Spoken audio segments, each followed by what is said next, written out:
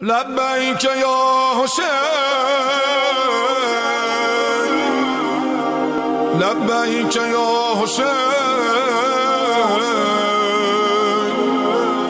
لبیک یا حسین،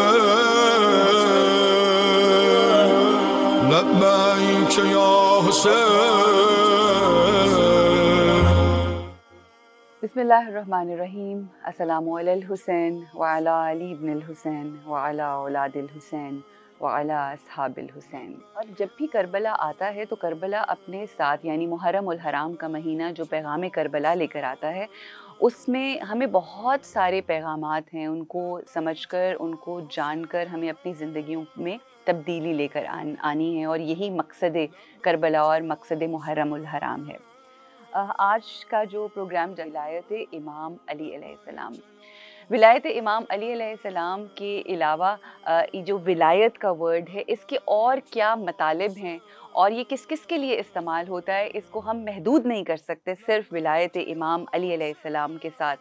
اس حوالے سے آج ہم یعنی جو ولایت کا ایک بہت واسٹ ٹاپک ہے، اس حوالے سے انشاءاللہ اپنے آج کے اس پروگرام میں ہم گفتگو کریں گے اور جاننے کی کوشش کریں گے کہ اس کا دراصل مقصد کیا تھا، اور جو ولایت کی بات ہوئی کربلا کے میدان میں اور بعد از کربلا اور ایون اس سے پہلے، تو وہ کون سی ولایتیں تھیں اور قرآن ولایت کے حوالے سے کیا کہتا ہے، اس کی اہمیت اور اس کی فضیلت کیا ہے، انشاءاللہ آج اس حوالے سے ہم گفتگو کریں گے اور جاننے کی کوشش کریں گے۔ آج کی جو ہماری مہمان ہیں بہت محترم ہیں میرے لیے، اور ان سے جہاں بہت کچھ علمی حوالے سے سیکھا، وہاں ایک چیز جو میں نے سیکھی وہ ہے عشق امام حسین علیہ السلام۔ جب تک یہ عشق ہماری رگ رگ میں نہ ہو، جب تک اس ذات کی مودت اور وہ محبت ہمارے خون میں، ہمارے لہو میں نہ دوڑے، تب تک ہم حقیقی جو پیغام ہے امام حسین علیہ السلام کا، اس کو بیان کرنا مشکل ہو سکتا ہے، اور مشکل بیان کرنے سے زیادہ سمجھنا مشکل ہو سکتا ہے۔ وہ کہتے ہیں کہ جب عشق سے بات ہوتی ہے، جب دل سے بات ہوتی ہے، وہ بات جو دل سے نکلتی ہے اثر رکھتی ہے، پر نہیں طاقت پرواز مگر رکھتی ہے۔ تو ایسا ہی عشق ان کے دل میں بستا ہے امام حسین علیہ السلام کے لیے، اور خدمت امام کر رہی ہیں۔ مولا ان کی توفیقات خیر میں انشاءاللہ اضافہ فرمائے۔ ہمارے ساتھ ہیں سیدہ آسیہ اقبال نقوی صاحبہ۔ السلام علیکم۔ السلام علیکم۔ کیسی ہیں آپ؟ ٹھیک ٹھاک ہیں؟ سے اس سے پہلے کہ میں ولایت کے ٹاپک کے حوالے سے قرآن کی روشنی میں آپ سے پوچھوں، سب سے پہلے تو مجھے بتائیے کہ یہ جو عشق ہوتا ہے امام حسین علیہ السلام، یا جس ذات کے ساتھ بھی دل میں عشق ہوتا ہے، کیونکہ یہ تمام ائمہ معصومین کی جو ہستیاں ہیں، اور ان کا جو ہمارے دلوں میں عشق ہے، یہ ہمیں لے کر جاتا ہے اللہ کی طرف، توحید کی طرف، قربت کی طرف اللہ سے۔ تو یہ اللہ کی عطا ہوتی ہے یا اس کے لیے بھی جد و جہد کرنی ہوتی ہے؟ بسم اللہ الرحمن الرحیم۔ سب سے پہلے تو میں آپ کی تھینک فل ہوں پلیزر۔ کہ آپ نے مجھے اس پروگرام میں انوائٹ کیا اور ایک میسیج ڈیلیور کرنے کا موقع دیا۔ دیکھیں، جو عشق ہے وہ ایک بہت بڑا لفظ ہے۔ عشق جس کے لیے میں آپ کا یہ 1 گھنٹے کا پروگرام کیا کہ پورا اشرہ بھی اس کے لیے چاہیے ہو، صرف ایک ورڈ عشق کو بیان کرنے کے لیے۔ تو میں یہ سمجھوں گی کہ جس سٹیپ پہ میں نے سٹارٹ کیا تھا، میں ابھی ادھر ہی کھڑی ہوں، کیونکہ یہ سارا جو سلسلہ ہے یہ عشق کا ہی ہے کہ اللہ نے جب کائنات کو خلق فرمایا تو وہ بھی اپنے پاک حبیب کے عشق میں، سبحان اللہ، آل کے عشق میں۔ بے شک۔ ان اللہ خلق نور محمد قبل ان یخلق السماوات والارض واللوح وقلم وکرسی، کہ ابھی کائنات میں کچھ بھی نہیں تھا۔ حدیث قدسی مشہور آپ نے یقیناً سنی ہوگی کہ میں ایک چھپا ہوا خزانہ تھا، بے شک، میری چاہت میں آیا کہ میں پہچانا جاؤں، سبحان اللہ، تو میں نے اپنے نور میں سے ایک نور کو خلق فرمایا۔ سبحان تو اللہ۔ پھر اللہ نے اس نور کو خلق فرمایا جو ہمارے عقیدے میں کے مطابق ظاہر میں ایک تھا، باطن میں یہ 14 کا نور تھا. بے شک بے شک. اور پھر ان کے چاہت میں دیکھیں ہر جو ایک پار ہے نا اس کو ظاہر ہونے کے لیے ایک مظہر کی ضرورت ہوتی ہے. بالکل. اور اللہ کل شیء قدیر ہے. اللہ کو ایسا ہی مظہر چاہیے تھا کہ جو اس کی عظمت کو بیان فرمائے. تو جب پاک محمد صلی اللہ علیہ وآلہ وسلم کے نور کو خلق فرمایا تو پھر دیدار کر کے اس نور کا وہ کریم عاشق ہوا اور فرمایا کہ اب میں کائنات کو خلق فرماؤں گا کہ وہ مجھے مظہر مل گیا کہ جس کے سجدوں سے میری توحید ظاہر ہوگی. سبحان اللہ. آپ نے یہ دیکھا یہ ٹاپک کیونکہ تھوڑا سا پھر ہٹ نہیں نہ جائے. بالکل. بس میں تو صرف وہ میں یہ چاہ رہی تھی کہ وہ جو عشق آپ اپنے دل میں لیے پھرتی ہیں کہ جس کے صدقے میں اللہ کی ذات نے اتنی عطائیں کی ہیں تو ہمیں کسی طریقے سے ہم بس آپ یہ سب کے لیے دعا کریں کہ اللہ وہ عشق ہمارے دلوں میں بھی اس طرح سے راسخ کر دے. پہلا عشق تو اللہ نے کیا. پھر اس کے بعد آپ دیکھیں کہ ہمارا جو عشق ہے میں یہ سمجھتی ہوں کہ یہ اس کا کرم ہے. بے شک. ادروائز اس کی نظر کرم، اس کی عطا ہے، اس کریم اللہ کی عطا ہے. سبحان اللہ سبحان اللہ. ورنہ ہم لوگ گناہگار ہیں. ہمارے جو قلب ہیں وہ کہاں اس قابل ہیں کہ ہم ان کا عشق ہمارے دل میں آئے یا ہم ان کے عاشق کہلوانے کے قابل ہوں جن سے عشق اللہ نے کیا. یہ تو اللہ کی عطا ہے کہ جن کا خود عاشق ہے ان کا عشق ہمارے دلوں میں ڈال دے. بالکل. تو یہ میں سمجھتی ہوں کہ اس کریم اللہ کا خوبصورتی سے آغاز کیا تمہید میں. اچھا آسیہ جی مجھے یہ بتائیے کہ ولایت کی جب ہم بات کرتے ہیں تو ولایت کے اس لفظ کو بارہا امام علی علیہ ولایت امام علی کے ساتھ جوڑا جاتا ہے. میں آپ سے جو بیسک سوال کرنا چاہوں گی، ایک تو ولایت کا مطلب معنی کیا ہے اور قرآن کے مطابق ولایت کیا ہے، کس کی ہے اور کہاں ہے؟ دیکھیں جی ولایت جو ہے وہ بھی ایک بہت بڑا ایک ٹاپک ہے اور یہ آپ نے بہت اچھا کوسچن کیا. ولایت یہ کہ جب آپ کسی کی ولایت میں داخل ہو جائیں. اچھا. جب آپ کسی کو اپنا ولی مان لیں. ٹھیک. اس میں پھر کیوں کب کیسے نہیں ہے. ٹھیک. جب آپ نے ولی مان لیا پھر کوشچننگ نہیں ہے. پھر نہیں ہے. جب ولی کا آرڈر ہوا تو you have to obey order. ٹھیک. اس میں یہ نہیں ہے کہ آپ کیوں کہیں، کب کہیں، کیسے کہیں. تو ابلیس یہ سمجھا کہ شاید میں دیندار ہوں، میں سجدہ کر رہا ہوں، میں نماز پڑھ رہا ہوں، تو اس کی عبادت کو وہ سمجھ بیٹھا کہ یہی دین ہے. یعنی میں نے اللہ کو راضی کر لیا، لیکن وہ اللہ کو اس نے ولی نہیں مانا تھا. اگر وہ اللہ کو ولی مانتا تو پھر وہ کوسچن نہ کرتا کہ سب سے پہلی ولایت تو اللہ کی ولایت ہے نا. سب سے پہلی ولایت اللہ کی ہے اور اللہ پاک نے اس چیز کو کلام پاک میں واضح بھی فرمایا ہے. اس کی پاک ذات ارشاد فرما رہی ہے کہ انما ولیکم اللہ ورسولہ والذین آمنوا الذین یقیمون الصلاۃ ویؤتون الزکاۃ وہم راکعون. ٹھیک. اللہ نے واضح فرمایا ہے کہ پہلا ولی اللہ خود ہے. اللہ تمہارا ولی ہے، اس کا رسول ولی ہے. ٹھیک. اور وہ ایمان والے جو نماز کو قائم کریں اور حالت رکوع میں زکوٰۃ دیں. ٹھیک. اللہ نے یعنی ولایت کا. اور پھر اس میں کیونکہ آج ٹاپک بالکل یہ نہیں ہے کہ ہم زیادہ ہی ولایت کو، کیونکہ ہم نے ڈیفینیٹلی ریلیٹ کربلا سے کرنا ہے تو اس کو اتنا زیادہ میں وہ نئی ڈیٹیلز بتا سکتی. لیکن انما کا جو ورڈ ہے وہ آپ بھی جانتی ہیں ماشاءاللہ، آپ بھی کافی علم رکھتی ہیں کہ وہ ورڈ حاصل ہے کہ اس میں انما جیسے انما یرید اللہ کی آیت میں انما کا ورڈ لگا کے اللہ نے جیسے ایک احصار ہم بنا دیتے ہیں کہ اس ولایت میں سے نہ کوئی باہر آ سکتا ہے نہ کوئی اندر جا سکتا ہے. ٹھیک. تو اللہ نے بتایا کہ سب سے پہلا ولی اللہ ہے. ٹھیک. اور اللہ کی ولایت کو ظاہر کرنے کے لیے اللہ نے اپنے رسول کو ولی بنایا. بالکل بالکل. اور یہی بات بس بات میں سے بات آ گئی کہ شہزادی کونین سلام اللہ علیہا نے اپنے خطبے میں یہ ارشاد فرمایا تھا کہ اگر میرے بابا تمہیں اللہ کا پتہ نہ بتاتے تو پھر تمہیں خدا کا پتہ کون بتاتا. بے شک. اللہ نے اپنی ولایت کو ظاہر کرنے کے لیے اپنے رسول کو ولی بنایا. اچھا تو اللہ ولی اللہ ولی، اللہ نے رسول اللہ کو ولی بنایا. ہاں جی. اب اس کا مطلب ہے اچھا اب ذرا ہم ساتھ ساتھ کیونکہ آپ نے شیطان کی بات کی ہے نا تو جی میں جی. ذرا ساتھ ساتھ اس کو ریلیٹ کرنا چاہوں گی.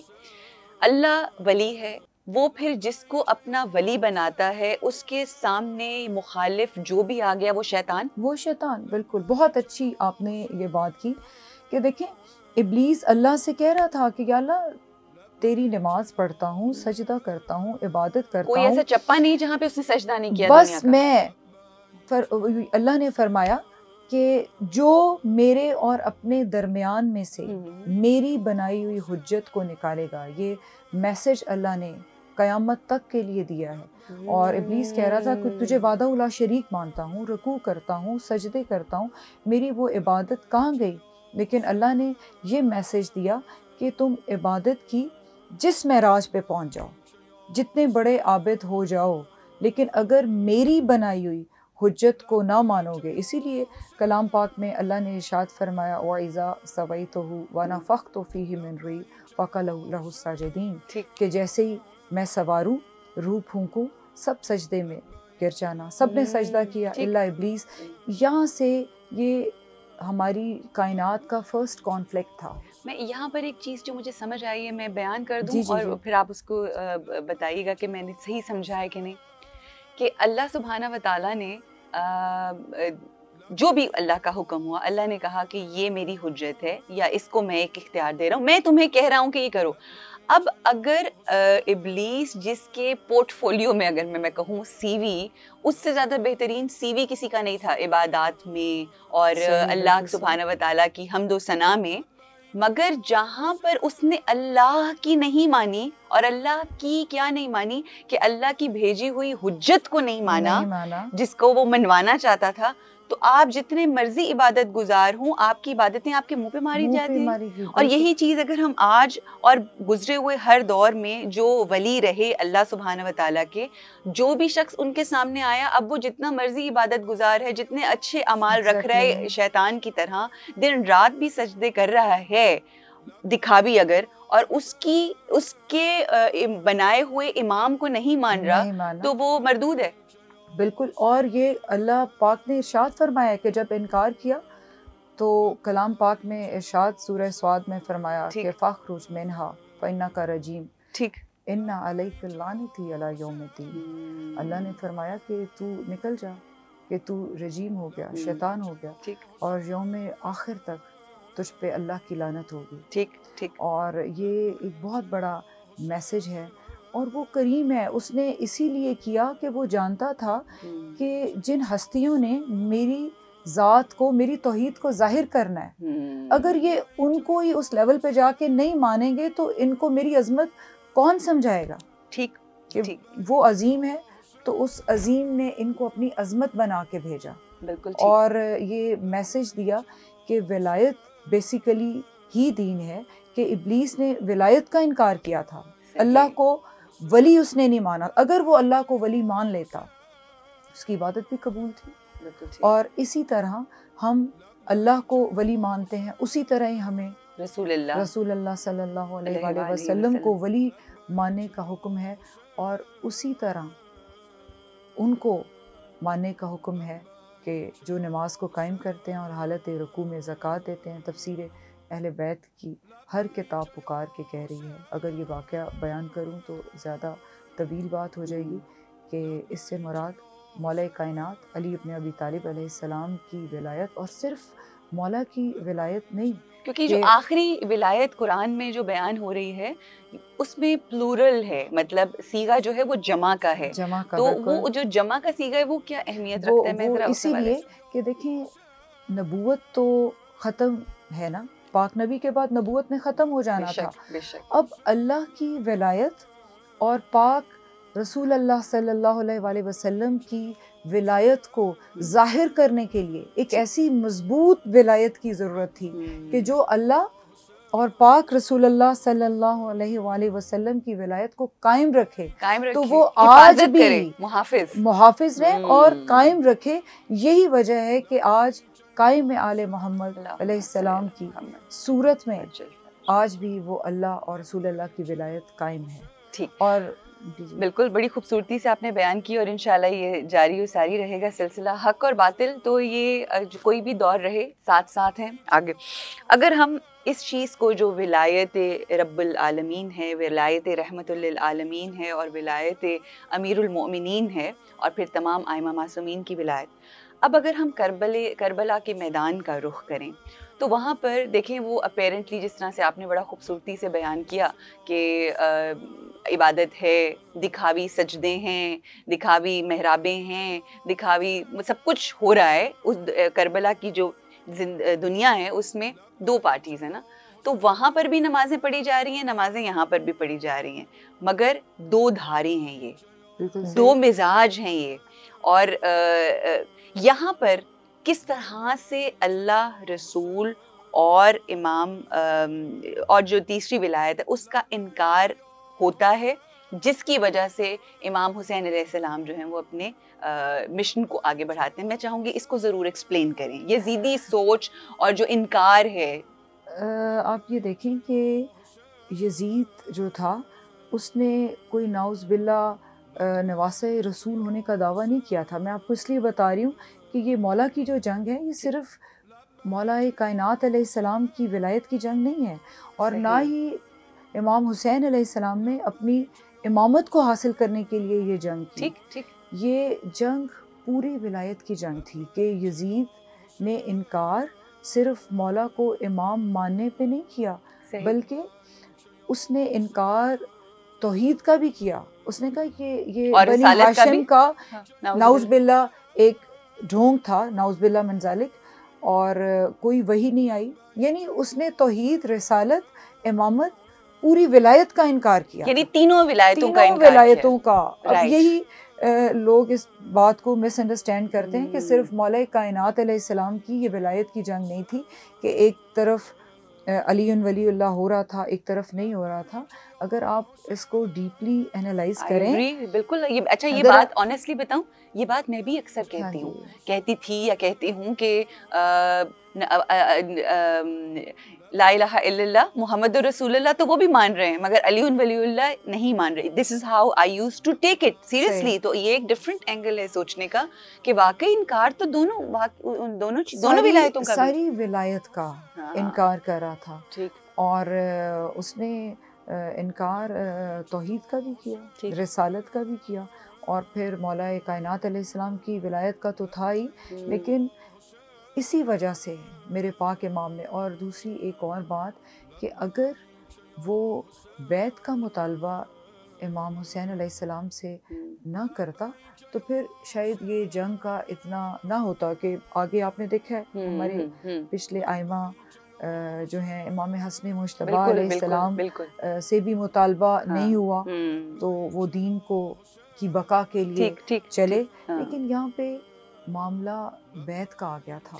اور پھر بات زیادہ نہ ایکسپینڈ ہو جائے کہ آپ دیکھیں سورہ فتح میں اللہ نے اپنی رضا کا، بیعت کی میں امپورٹنس بتا رہی ہوں کہ سورہ فتح میں اللہ نے اپنی رضا کا معیار بتایا ہے کہ دیکھیں ہم جو عبادت کرتے ہیں، نماز، روزہ، حج، زکوٰۃ، اس کے پیچھے جو ہے مقصد کیا ہوتا ہے کہ ہم اللہ کو راضی کریں، بالکل اس کی رضا اور خوشنودی کو ہم حاصل کریں. اللہ نے اپنی رضا کا معیار بتایا ہے لقد رضی اللہ عن المؤمنین اذ یبایعونک تحت الشجرہ.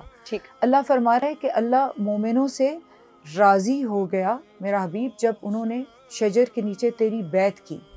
یعنی اللہ نے اپنی رضا کا معیار مومن کے لیے وقت کے محمد کی بیعت قرار دی ہے. اچھا، وقت کے محمد کی بیعت قرار دی ہے کہ جو مومن ہے اللہ تب راضی ہوگا. اچھا، عبادتیں کریں لیکن اللہ تب راضی ہوگا جب وقت کے محمد کی بیعت ہوگی. یہی وجہ ہے کہ ہر دور میں اللہ نے ایک محمد کو اتارا. سبحان اللہ. اور بیعت کی اتنی امپورٹنس ہے. اور آج بھی بے شک پردہ غیب میں سے ایک وقت کے محمد موجود ہیں، اور جب تک اس کی رضا کو حاصل کرنا ہے، اللہ کی رضا کو حاصل کرنا ہے، تو وقت کے محمد کی جو بیعت ہے وہ واجب ہے ہم پہ کہ ہم ہر عبادت کریں. اللہ کی خوشنودی کو حاصل کرنا ہے تو ہم مولا کی غیبت پر یقین رکھتے ہوئے ہر عمل برائے خوشنودی امام زمانہ علیہ السلام کریں، بالکل صحیح. کہ ہمارے عقیدے کے مطابق جو ہمارے اعمال اس کی بارگاہ میں جاتے ہیں وہ ہمارے وقت کے امام کے توسل سے ان کی بارگاہ میں جاتے ہیں.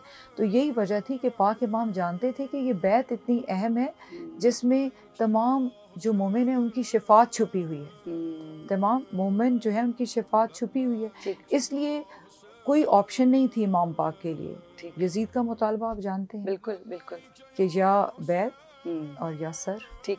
تو یہ اگر آپ ریلیٹ کریں نا وہی ابلیس کے واقعے سے کہ ابلیس بھی عبادت تو کر رہا تھا. اب آپ نے دیکھا ہے کہ جو قاتلان امام حسین علیہ السلام میں حافظ قرآن بھی ہیں، ٹھیک ہے، تہجد گزار بھی بے ہیں، شک نمازیں بھی پڑھ رہے ہیں، ایسے ہی ہے، اور لا الہ الا اللہ محمد رسول اللہ کا ذکر بھی کریں.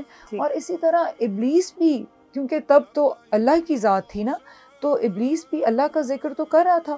اور ایک بہت امپورٹنٹ بات کہ ابلیس کا جو سلوگن تھا اس وقت، ایک طرف اس وقت توحید کے کانسیپٹس دو ہو گئے. یہ میں فرسٹ کانفلکٹ کی بات کر رہی ہوں، اور وہی یہاں پر بھی نظر اور آج بھی آج بھی سیم ہے ٹھیک. کہ اس کیا وقت سلوگن تھا؟ دو سلوگنز، ایک اللہ کی طرف سے رحمان کا نظریہ، ٹھیک، ایک شیطان کا.